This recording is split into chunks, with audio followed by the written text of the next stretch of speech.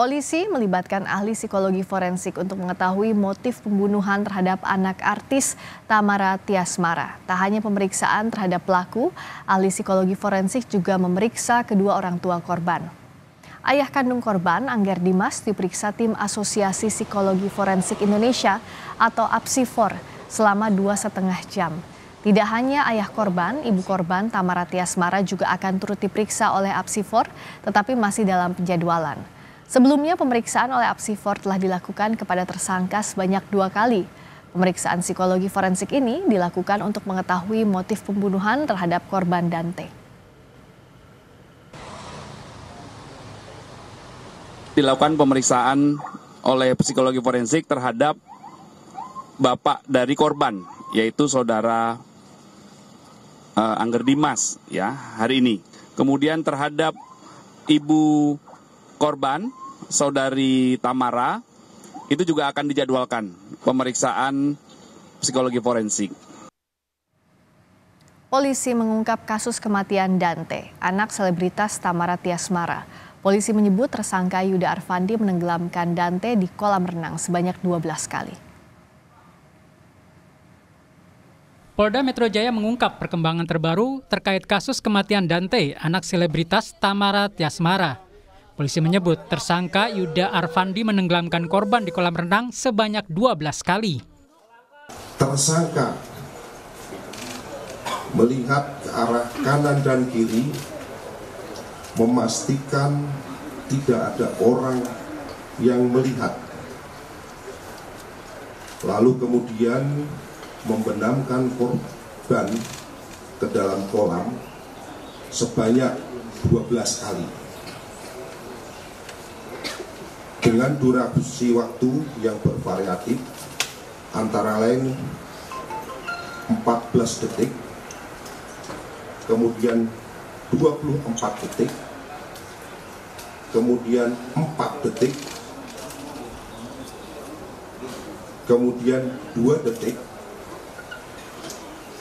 kemudian 26 detik, kemudian 4 detik, 21 detik, 7 detik, 17 detik, 8 detik, dan 26 detik. Sedangkan yang terakhir adalah sebanyak 54 detik. Polisi menyebut anak Tamara Tiasmara ditenggelamkan 12 kali oleh tersangka Yuda Arfandi di kolam renang di kawasan Durensawit, Jakarta Timur. Polisi merinci durasi waktu menenggelamkan berbeda-beda, dari 14 detik, 26 detik, 17 detik, 8 detik, dan yang terakhir tubuh korban dibenamkan ke dalam air selama 54 detik. Penenggelaman terakhir ini yang membuat korban tak bisa bernafas dan tak sadarkan diri hingga dinyatakan tewas di lokasi. Polisi menambahkan korban sempat mencoba menyelamatkan diri usai dibenamkan berkali-kali. Namun digagalkan tersangka hingga akhirnya anak berusia 6 tahun itu meregang nyawa. Kemudian korban berusaha berenang ke tepian kolam. Namun tersangka melakukan gerakan yang mencurigakan sehingga korban tidak dapat meraih ke tepi kolam.